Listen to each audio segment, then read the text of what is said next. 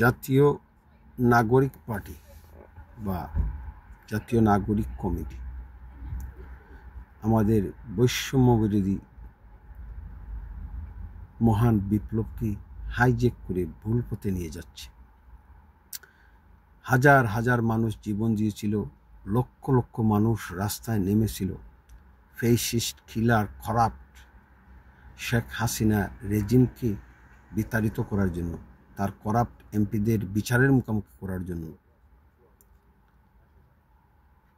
দেশকে দুর্নীতি বৈষম্যহীন করার জন্য, দেশ থেকে capitalist economy capitalist system abolish করার জন্য হাজার হাজার তরুণ জীবন দিয়েছিল। কিন্তু বৈষম্য বিরোধী বিপ্লবের নায়কেরা ভুল পথে গিয়ে তারা আমাদের বিপ্লবকে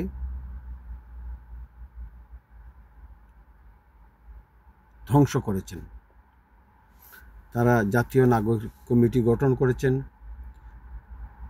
বৈষম্য বিরোধী বিপ্লবের প্রধানেরা যেমন হাসনাত আবদুল্লাহ, তার নেতৃত্বে বাংলাদেশের বার্থ প্লেস বঙ্গবন্ধুর 32 নম্বর বাড়িকে ভেঙে দেওয়া হয়েছে। অনেক ঐতিহাসিক দলিল ধ্বংস করা হয়েছে যা আমরা কোনোদিনও পাবো না। বঙ্গবন্ধুর বাড়ি ইট পাথরের বাড়ি নয়, এই বাড়িতে ছিল অনেক স্মৃতি, অনেক নিদর্শন, অনেক ঐতিহাসিক ডকুমেন্ট। সারা বিশ্বের অনেক মানুষ এই বাড়িতে ভিজিট করেছিলেন। ফেসিবাদ উৎখাতের নামে হাসনাত আবদুল্লাহর নির্দেশে ডক্টর ইউনূসের অদক্ষতা, অযোগ্যতা, নীরবতার কারণে মবরা আমাদের ঐতিহাসিক বাড়িটি, যে বাড়ি থেকে বাংলাদেশের স্বাধীনতার ঘোষণা এসেছিল, স্বাধিকার আন্দোলনের নেতৃত্ব ঘোষণা এসেছিল, অসহযোগ আন্দোলন বঙ্গবন্ধু পরিচালনা করেছিলেন, যেই বাড়ি থেকে ৬৬-র ৬ দফা যেই বাড়ি থেকে বঙ্গবন্ধু ঘোষণা করেছিলেন, এই বাড়িটি এই হাসনাত আবদুল্লাহ নির্দেশে এবং এই ইন্টার্ম গভর্নমেন্টের নীরবতা, আমি তো বলবো উস্কানির কারণে মবরা ভেঙে দিয়েছে। এই বাড়িটির ঐতিহাসিক ডকুমেন্টগুলো আমরা আর পাবো না। বাংলাদেশ ল্যান্ড থেকে যাবে হাজার বছর, কোটি বছর, কিন্তু এই যে ঐতিহাসিক ডকুমেন্টগুলো আমরা আর পাবো না। এগুলা জ্বলে গেছে, পুড়ে গেছে, অনেকে নিয়ে গেছে। এর জন্য হাসনাত আবদুল্লাহকে একদিন ইতিহাস তার বিচার করবে এবং সে বিচারের মুখোমুখি হবে। ডক্টর ইউনূসকেও একদিন এর জন্য জবাব দিতে হবে। একজন নোবেল বিজয়ী প্রধান উপদেষ্টা থাকার পর তার চোখের সামনে 24 ঘন্টা 48 ঘন্টা ধরে এই বাড়িটি ভাঙা হয়, অথচ সরকার সাংবিধানিকভাবে শপথ নিয়ে সংবিধানের নির্দেশনা অনুসরণ করে মবদের হাত থেকে, কয়েক শত মব, কয়েক হাজার মব হতে পারে, তাদের হাত থেকে এই বাড়িটি রক্ষা করেনি। একদিন ডক্টর ইউনূসকেও ইতিহাস বিচার করবে, এই হাসনাত আবদুল্লাহকেও বিচার হবে। ডক্টর ইউনূসকে আন্তর্জাতিক মিডিয়ার কাছে এর জবাব দিতে হবে। তিনি যতদিন বেঁচে থাকবেন বঙ্গবন্ধু বাড়ি ভাঙ্গার জবাব তাকে দিতেই হবে। এটা বঙ্গবন্ধুর বাড়ি নয়, এটা বাংলাদেশের জন্মের ঘর। এখন আসি এনসিপি, বৈষম্য বিরোধী ছাত্ররা,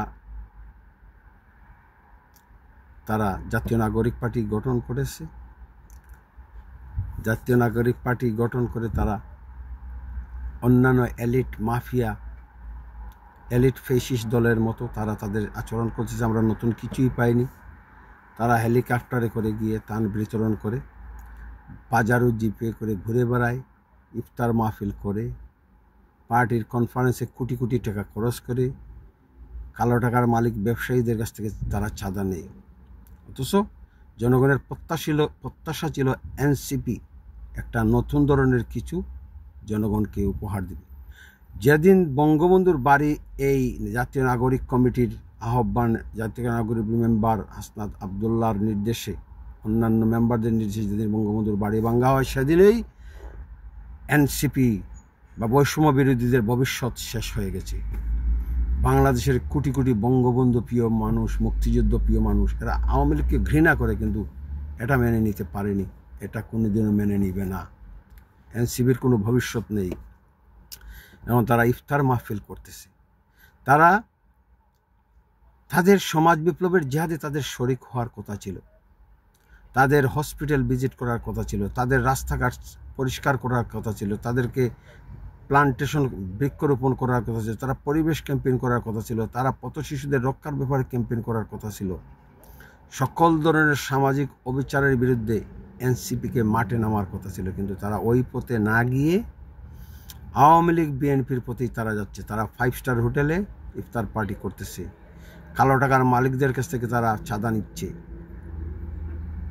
তারা 5 স্টার হোটেলে প্রোগ্রাম করতেছে, তারা 5 স্টার হোটেলে থাকতেছে, তারা কনফারেন্স করতেছে, পার্টির মিটিং করতেছে, কিন্তু পার্টির মিটিংয়ের পাশে সরকারি হসপিটালগুলো তারা ভিজিট করছে না, ওইখানে রুগীরা চিকিৎসা পাচ্ছে না। দুর্নীতি, অব্যবস্থাপনায় সরকারি হাসপাতালগুলোর অবস্থা একেবারেই খারাপ, প্রজাতন্ত্রের প্রতিটি অফিসে দুর্নীতি হচ্ছে। ওইদিকে কিন্তু এনসিপির কোনো চোখ নেই, তাদের এখন ধ্যান ধারণা, তাদের ধ্যান এখন ক্ষমতায় যাওয়া, ক্ষমতায় গিয়ে বাড়ি গাড়ি পাওয়া, ফ্ল্যাট পাওয়া, ফ্রি প্লট পাওয়া, বিদেশে যাওয়া, হাজার হাজার কোটি টাকার কন্ট্রাক্ট পাওয়া যাবে, অনেক সুবিধা আছে। এনসিপি এখন ওই পথেই যাচ্ছে।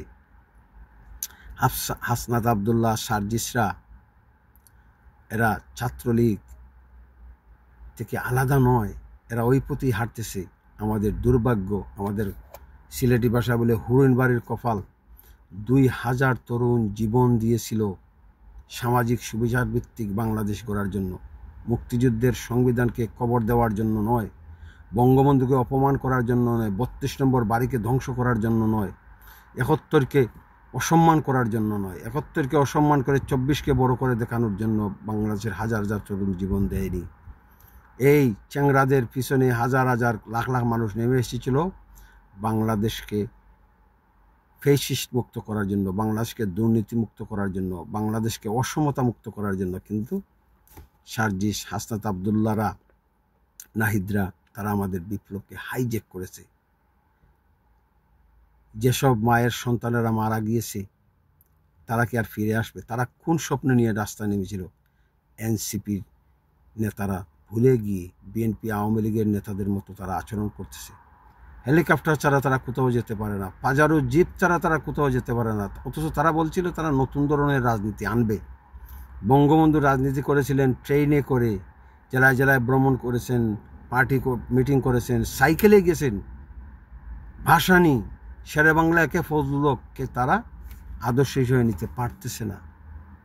তারা কথায় কথায় রাষ্ট্রের জনক বঙ্গবন্ধুকে অপমান করে হাসনাত, সার্জিসরা কেউই বাংলাদেশে ইতিহাসে স্থান পাবে না। এরা ইতিহাসের আস্থা করে নিক্ষিপ্ত হবে। আর বঙ্গবন্ধু শেখ মুজিবুর রহমান এই রাষ্ট্রের মানুষের জন্য 13 বছর জেল কেটে তিনি বাংলাদেশকে স্বাধীন করে দিয়েছিলেন। তিনি চাইলে পাকিস্তানের প্রধানমন্ত্রী হতে পারতেন। হ্যাঁ, রাষ্ট্রপ্রধান হিসেবে বঙ্গবন্ধুর অনেক ভুল ত্রুটি আছে, তিনি রাষ্ট্র পরিচালনায় অদক্ষতার পরিচয় দিয়েছেন, এটা আমরা তার সমালোচনা করতে পারি, কিন্তু রাষ্ট্রের জনক হিসাবে, স্বাধীনতার অবিসংবাদিত নেতা হিসেবে তার অবদানকে অসম্মান করতে পারি না, অস্বীকার করতে পারি না। এটা করে আমরা নিজেরা রাষ্ট্রদ্রোহী হয়ে যাচ্ছি। কারণ বাংলাদেশ বঙ্গবন্ধুর দেওয়া সংবিধান, মুক্তিযুদ্ধের সংবিধান এখনো বাংলাদেশে এক্সিস্ট আছে, এটা বাতিল হয়নি, এটা কেউ বাতিল করতে পারবে না। সংবিধানকে কেউ বাতিল করতে পারবে না, এটা মুক্তিযুদ্ধের সংবিধান। এটা মুক্তিযুদ্ধের সংবিধান কন্টেম্পোরারি। স্বাধীনতার ঘোষণাপত্র হলো বাংলাদেশের প্রথম সংবিধান। এই স্বাধীনতার ঘোষণাপত্রের উপর ভিত্তি করে আমরা বাংলাদেশকে স্বাধীন করেছিলাম, মুক্তিযুদ্ধে গিয়েছিলাম। এই স্বাধীনতার ঘোষণাপত্রের উপর ভিত্তি করে পরবর্তীতে আমরা 1972 সালে গণপরিষদের মাধ্যমে আমরা বাংলাদেশের সংবিধান রচনা করি। এখানে স্বাধীন রাষ্ট্র পরিচালনার নীতি ছিল গণতন্ত্র, সমাজতন্ত্র, ধর্মনিরপেক্ষতা, জাতীয়তাবাদ। এই 4টি মূলনীতির উপর ভিত্তি করে আমরা মুক্তিযুদ্ধে ঝাঁপিয়ে পড়েছিলাম। স্বাধীনতার ঘোষণাপত্রে আছে মানবিক মর্যাদা। সমাজতন্ত্র ছাড়া সাম্য, সমতা, মানবিক মর্যাদা আপনি কিভাবে নিশ্চিত করবেন? ধনতন্ত্র, পুঁজিবাদ দিয়ে আপনি কখনো মানুষের মানবিক মর্যাদা, সামাজিক সুবিচার নিশ্চিত করতে পারবেন না। এটাও নাগরিক কমিটির ছাত্ররা, নেতারা বুঝতে পারতেছে না। কথায় কথায় তারা বঙ্গবন্ধুকে অপমান করে, কথায় কথায় বঙ্গবন্ধুকে অপমান করলে তাদের পেটের, অপমান না করলে তাদের পেটের ভাত হজম হয় না। এই হাসনাত সার্জিসরা বাংলাদেশ সংবিধান সম্পর্কে তাদের কোনো আইডিয়াই নেই। সংবিধানের বেসিক স্ট্রাকচার কি তারা জানে না। সংবিধানকে তারা কলাপাতা মনে করে।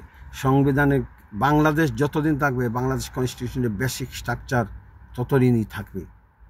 বেসিক স্ট্রাকচারকে কেউ বদলাতে পারবে না। হ্যাঁ, বাংলাদেশ সংবিধানের যত অসাংবিধানিক ফেসিস্ট আর্টিকেল আছে এগুলা চেঞ্জ করা যায়,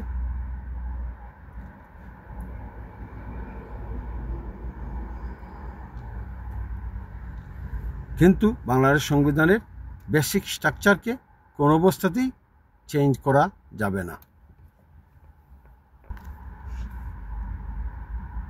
এনসিপি সংস্কার প্রস্তাবের সঙ্গে আমি একমত, কিন্তু মুক্তিযুদ্ধের সংবিধানকে তারা ডাস্টবিনে ফেলে দিতে চায়। এ ধরনের কথা অমার্জনীয় অপরাধ। বাংলাদেশ সংবিধানকে সংস্কার করে ডাইরেক্ট রাষ্ট্রপতি ইলেকশন দিতে হবে। 2বারের বেশি কেউ প্রধানমন্ত্রী হতে পারবে না।